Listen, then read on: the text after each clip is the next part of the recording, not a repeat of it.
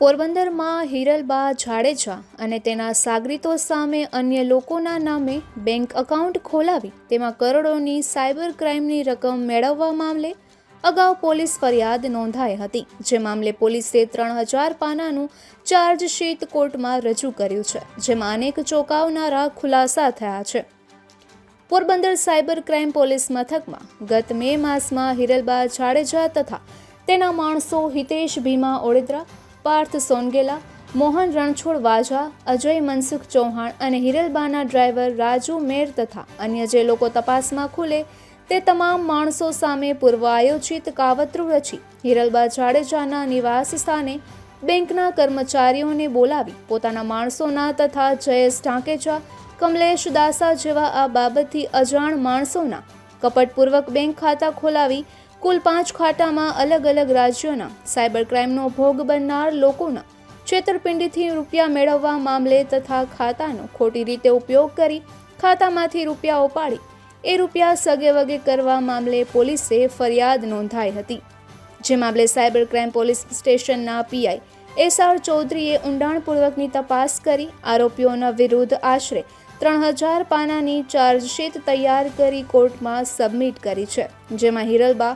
હિતેશ ભીમાભાઈ ઓડેદરા, અજય ઉર્ફે ઘોઘો મનસુખભાઈ ચૌહાણ અને મુંબઈના સચિન કરણ કરાઈ મહેતાની ધરપકડ કરી જેલ હવાલે કરાયા હોવાનું જાહેર કરાયું છે. જ્યારે હજુ પણ આ ગુન્હામાં પાર્થ મહેન્દ્રભાઈ સોંગેલા રહે ઝવેરી બંગલો, સુરજ પેલેસ, મૂળ રહે ભાણવડ, બસ સ્ટેન્ડ પાસે કૃષ્ણનગર, મોહન રણછોડભાઈ વાજા રહે સુરજ પેલેસ, મૂળ રહે મફતિયાપરા,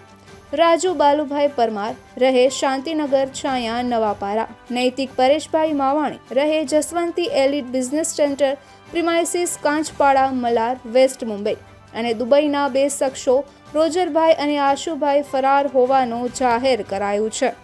આરોપીઓએ પૂર્વયોજિત કાવતરું રચી સાયબર ફ્રોડનું રેકેટ ચલાવવા માટે અને અન્ય ગેરકાયદેસર રીતે નાણાં મેળવવા માટે અલગ અલગ બેંકોમાં સેવિંગ અને કરંટ એકાઉન્ટ ખોલાવ્યા હતા અને કરંટ એકાઉન્ટ ખોલાવવા માટે પોરબંદર જિલ્લામાં ડાયનેમિક એન્ટરપ્રાઇઝ, ક્લાથેક એન્ટરપ્રાઇઝ અને એએમઓ એન્ટરપ્રાઇઝ, પાર્ટવેર, એમવી એન્ટરપ્રાઇઝ નામની બોગસ પેઢીઓ ઊભી કરી હતી. આ જ રીતે આરોપીઓ દ્વારા જૂનાગઢ ખાતે પણ બોગસ પેઢીઓ ઊભી કરી હતી, જે મામલે ત્યાં પણ સાયબર ક્રાઇમ હેઠળ પોલીસ ફરિયાદ કરાઈ હતી. ત્યારબાદ હવે જામનગર જિલ્લા ખાતે પણ બોગસ પેઢીઓ ઊભી કરી આ પેઢીઓના બેંક ખાતાઓમાં ભારત દેશના અલગ અલગ રાજ્યોમાંથી સાયબર ફ્રોડના નાણાં મેળવ્યા હોવાનું ખુલ્યું છે. ત્યારે જામનગર ખાતે પણ પોલીસ ફરિયાદ નોંધાય તેવી શક્યતા છે. આરોપીઓએ પોરબંદર જિલ્લામાં ઊભી કરેલી બોગસ પેઢીઓના બેંક એકાઉન્ટમાં આશરે 163 કરોડ જેટલી રકમ મેળવી હોવાનું અને તેમાં કુલ 130 જેટલી સાયબર કમ્પ્લેન નોંધાયેલ હોવાનું ખુલ્યું છે અને આરોપીઓએ દેશભરમાં સાયબર ફ્રોડનું રેકેટ ચલાવી ગુન્હો કર્યો હોવાનું સામે આવ્યું છે. આરોપીઓ દ્વારા જ્યારે સાયબર ફ્રોડથી અથવા અન્ય ગેરકાયદેસર રીતે મેળવેલ રકમ વિથડ્રોલ કર્યા હતા તે સમયે એટીએમ, બેંકના સીસીટીવી ફૂટેજ પણ પોલીસે મેળવ્યા છે. તેમજ ત્યારે આરોપીઓ દ્વારા બેંક એકાઉન્ટ ખોલાવ્યા હતા અને નાણાકીય વ્યવહારો થયા હતા તે સમયે તમામ આરોપીઓ એકબીજાના સતત સંપર્કમાં હતા, જે વિગત તમામ આરોપીઓની કોલ ડિટેલમાં જણાવાઈ આવી છે. આરોપીઓ દ્વારા ખોલાવાયેલ બેંક એકાઉન્ટ્સ ઉપર અલગ અલગ રાજ્યોની સાયબર ફ્રોડની કમ્પ્લેન થઈ હતી. તે તમામ કમ્પ્લેન પોર્ટલના માધ્યમથી પોલીસે મેળવી છે. ઉપરાંત આરોપીઓ દ્વારા ખોવાયેલ બેંક એકાઉન્ટના ઓપરેટિંગ આઈપી લોગ તથા એકાઉન્ટમાં આપેલ ઈમેલ આઈપી લોગની માહિતી મેળવતા બેંક એકાઉન્ટ્સ પોરબંદર જિલ્લા ઉપરાંત રાજ્ય બહાર અને દેશ બહારથી ઓપરેટ થયેલ હોવાની વિગતો જણાઈ આવી છે.